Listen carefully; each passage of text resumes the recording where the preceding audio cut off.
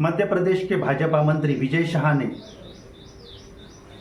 Colonel Sophia Qureshi पे अभद्र टिप्पणी की। सारे देशवासियों को धक्का बैठा।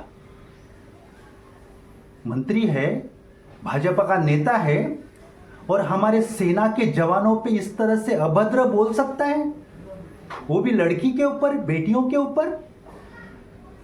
ऑपरेशन सिंदूर की कमान सौंपी थी हमने, हमारी सरकार ने। कुछ तो उनकी लायकी होगी तभी तो सौंपी होगी। 2 बेटियों के ऊपर, कंधों के ऊपर ये कमान थी ऑपरेशन सिंदूर की। एक थी व्योमिका सिंह, विंग कमांडर, और सोफिया कुरैशी, कर्नल।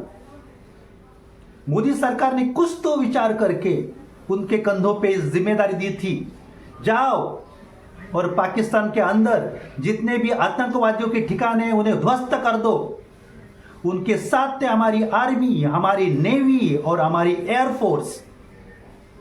सभी ने बेखूबी से बहुत अच्छी तरह से काम किया, दी हुई जिम्मेदारी को अच्छा अंजाम दिया। इसके बावजूद आप हमारे सेना के जवानों को इतनी गंदी गंदी गालियां देते हो, शर्म नहीं आती? मंत्री बनने के लायक हो आप? अरे सादा कार्यकर्ता बनने के लायक नहीं है, ये देशद्रोह है। क्या करते आप लोग? ऑपरेशन सिंदूर में क्या कोई आपके घर का मरा है? क्या भारतीय जनता पार्टी के घर का कोई मरा है? मरा है हमारा जवान, नौजवान, लड़ते लड़ते शहीद हो गया। देखो तो उनकी उम्र क्या है। इस पूरे देश को बचाने के लिए वो शहीद हो गए। किसी की हाल ही में शादी हुई थी, कोई शादी के कगार पे था और उसने अपनी जान देश पे कुर्बान कर दी। उन्होंने अपनी जान कुर्बान कर दी, उसके लिए आप सत्ता में बैठे हो। और सत्ता में बैठने के बाद इतनी चर्बी आती है, इतनी लालायकी आती है कि हमारे कर्नल सोफिया कुरैशी को आप गंदी गंदी अभद्र बोल देते हो। क्या कहा उसको? आतंकवादियों की बहन। अरे आतंकवादियों के भाई तो आप है। देश के अंदर जिस तरह से आतंक आप लोगों ने फैला रखा है वो शायद किसी और देश में होगा। और जितने भी जासूस मिले आपके पार्टी से मिले। अभी हाल ही में कई जासूसों को पकड़ा गया है, वो कोई आरएसएस से है तो कोई भारतीय जनता पार्टी से संबंधित है। देश के लिए तो आप कुछ करते नहीं, मंत्री पद में बैठ के सिर्फ पैसा ऐंठने का काम करता है।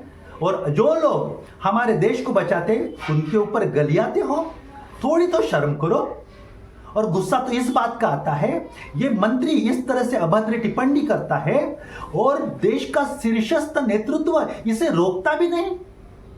इसका मतलब देश का बड़ा नेतृत्व, मोदी हो, अमित शाह हो, जेपी नड्डा हो, इनका आशीर्वाद है।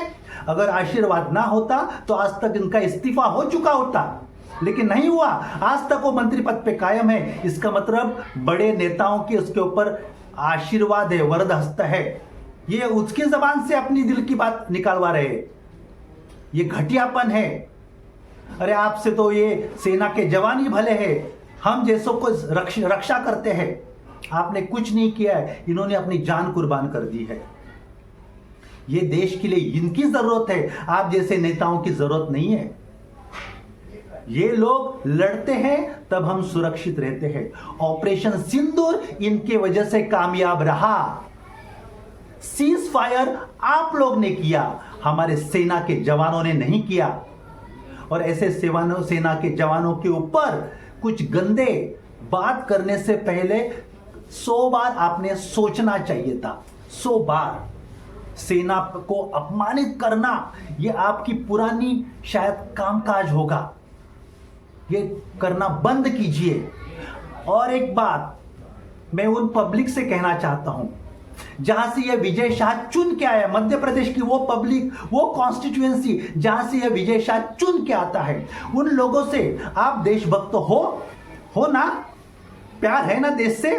तो ऐसे विजय शाह जैसे लोगों को हटा दो। जब दरवाजे में तुम्हारे आए तो जूते निकालो, उसके पीछे लगो। और उसको तो छोड़ो, उसके कार्यकर्ता भी आए ना आपके दरवाजे में, जूतों से स्वागत करो।